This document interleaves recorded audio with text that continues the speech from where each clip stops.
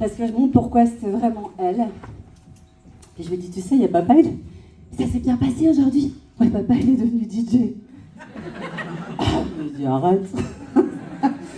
Et en fait, je sais pas si on va vraiment l'inviter dans nos événements, parce que si Lucie disait vraiment la vérité sur qui sont ses parents, ce serait une cata, en fait. Mais voilà, moi, mon rêve, en fait, c'est vrai que j'adore, en fait, les objectifs inatteignables. Parce qu'en fait, les objectifs, c'est quelque chose qui me fait tellement peur. Je sais pas pour vous, on va en parler un peu. Mais j'ai horreur de me poser des objectifs. Je déteste les challenges. Je suis pas du tout une fille de challenge. Parce que j'ai toujours peur de ne pas y arriver. Parce qu'il y a beaucoup de choses que j'ai essayé de faire, notamment devenir danseuse. Et ça a été un grand drame dans ma vie. Je suis extrêmement traumatisée, mais c'est vrai. C'était probablement la chose pour laquelle j'étais née. Et puis, que j'ai jamais pu réaliser. Parce qu'il y a eu trop d'obstacles. Il y en a eu tellement, et c'était tellement dur, que je suis restée un petit peu avec ce traumatisme, un peu dans les cellules. Et du coup, je trouve que Nuskin, si on n'a pas d'objectif, c'est pas possible. Mais en même temps, comment est-ce qu'on fait quand c'est trop difficile, en fait, de s'en poser? Donc, d'abord, comment est-ce que le mot objectif résonne en nous? Alors, je sais qu'on est tous très différents. Il y en a qui adorent les objectifs, il y en a qui adorent les challenges, il y en a qui n'aiment pas ça et pourtant qui arrivent à faire des choses extraordinaires. Et je crois que c'est justement comme hier ce que je disais, c'est la diversité qui va faire que y a des choses qui se réalisent. Donc, est-ce que ça résonne pour vous comme un gros mot? Pour qui est-ce que le mot objectif résonne comme un gros mot? Il y a quelques mains qui se lèvent. Pour qui c'est un challenge? Une pression? Aussi. Ça peut être plusieurs choses. Hein. Ça peut être tout ça aussi. Une construction. Et puis souvent, le mot objectif, quand on fait du spin, résonne avec le mot vente. Est-ce que ça vous parle? Et ça peut être l'une ou l'autre chose. Et je pense que, et ça c'est Juliana qui, d'ailleurs, qui m'a vraiment, qui a été pour moi une très grande source d'inspiration. Je ne sais pas où elle est. Ah, c'est là. Pardon? Ah, en plus. Qui est en fait une très très grande source d'inspiration pour moi et qui, en général, elle est un peu comme Olivier, il parle pas beaucoup, mais quand il parle, ça fait BAM! Et elle a dit que la clarté était... C'est quoi la clarté? Oui, mais t'avais dit autre chose. On ne se souvient plus. Ouais, la clarté, c'est l'alignement, mais qu'en fait, celui qui est clair gagne. Et elle l'a dit il y a plusieurs années. Et en fait, c'était tellement pas clair dans mon cœur et c'était tellement pas clair dans ma tête que en fait, je me suis un petit peu arrêtée. Et là, je me suis dit, va falloir que tu clarifies en fait. Parce que quand c'est pas clair, ça peut pas aller dans la bonne direction. Donc l'objectif doit être absolument clair. Ils doivent être d'abord précis. Ça, vous le savez. Mais un objectif qui n'est pas précis ne va jamais pouvoir se réaliser. Parce que le flou, un objectif flou, va vous amener dans des actions floues et donc dans des résultats flous. Juste ou pas? Ils doivent être clairs, ils doivent être audacieux. Si vous êtes toujours en train de vous placer un objectif qui est à la hauteur de vos compétences, vous ne dépasserez jamais, vous n'arriverez jamais à développer votre potentiel. C'est pour ça que moi j'adore en fait avoir un objectif inatteignable. D'abord parce que je ne prends pas de risques, je suis hyper audacieuse, mais en même temps l'objectif il est tellement élevé et je suis quelqu'un de tellement engagé que naturellement, et en fait il vient de mon cœur, c'est que naturellement, je vais quand même tendre à croire que ça va être possible. Et pour vous dire justement la vérité, c'est que mon histoire de danseuse, je m'y suis remise. je me suis remise à danser au mois de juillet. Je me suis dit, si tu veux être team élite, je suis toujours pas team élite. Comment c'est possible en fait? Comment c'est possible que je sois pas team élite? C'est quoi mon problème? Mon problème, il n'y en a pas. C'est juste que je fais pas tout ce que j'aime. Et que j'ai oublié mon objectif. Et moi, ce que j'aime, c'est danser. Alors demandez à Olivier, le matin, il a droit à la barre classique. Tout le monde à la maison s'est dit, qu'est-ce qui se passe? Mais maman, tu danses vachement bien!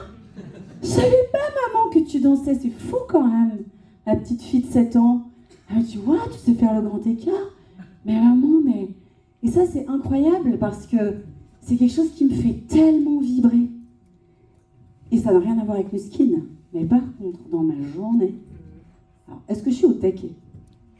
Je demande ça à Virginie parce qu'on travaille beaucoup ensemble. Je suis au taquet. Et c'est parce que c'est tellement clair pour moi et c'est tellement audacieux. Comment est-ce qu'à 46 ans, je peux me dire que peut-être je pourrais refaire des pointes et être danseuse étoile? C'est débile en fait. C'est débile. Mais c'est hyper beau. Parce que ça me fait vibrer. Parce que ça me donne plein d'idées instagrammables. On y vient dans la journée. Je peux vous assurer qu'il y a... Ouais, comme quoi les objectifs sont très très importants et il faut que ça vraiment que ça reste du cœur. Donc il faut qu'ils soient audacieux. Il faut qu'ils soient quantifiables.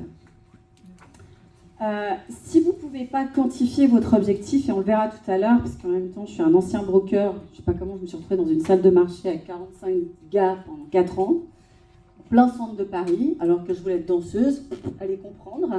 Mais ce que j'ai appris pendant ces 4 ans, j'ai appris à compter. Et compter, je sais faire. Et mon cerveau, il va super vite.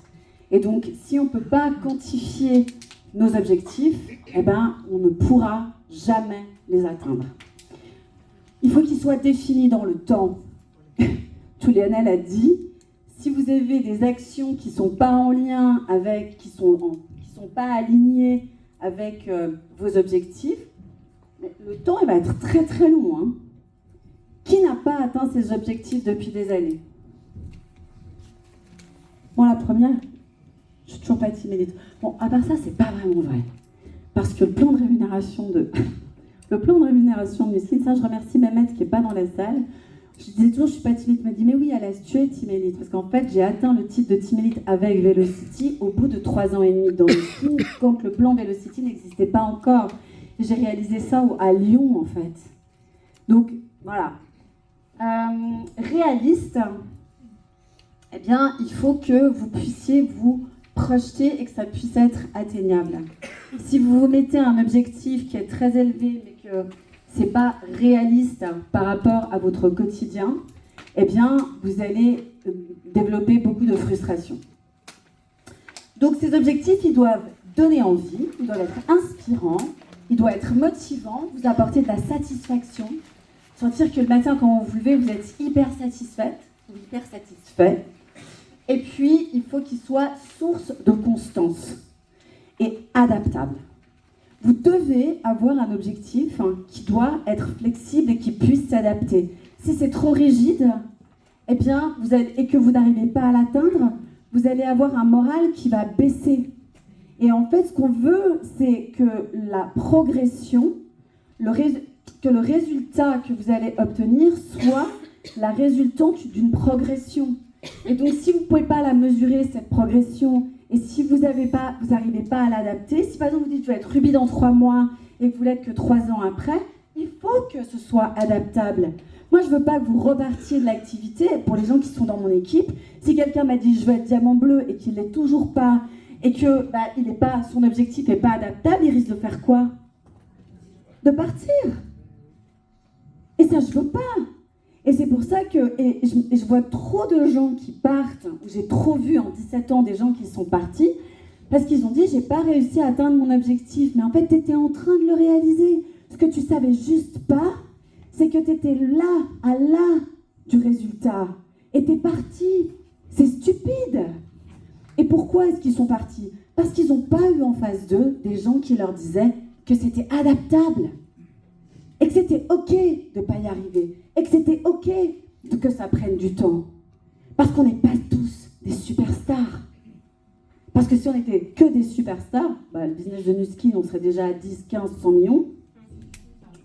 Et c'est ce qu'on doit apprendre à faire, mais ça prend du temps. Et puis en plus, c'est un métier qu'on apprend. Qui est né leader? Il y en a qui sont nés leaders. Alors moi, je peux vous assurer que quand j'avais 5 ans, je ne me suis jamais dit que mon rêve serait de devenir leader d'une société américaine dans le secteur du bien-être, qui de surcroît est dans le MLM. Voilà. Qui s'est dit ça à 5 ans? Quoi?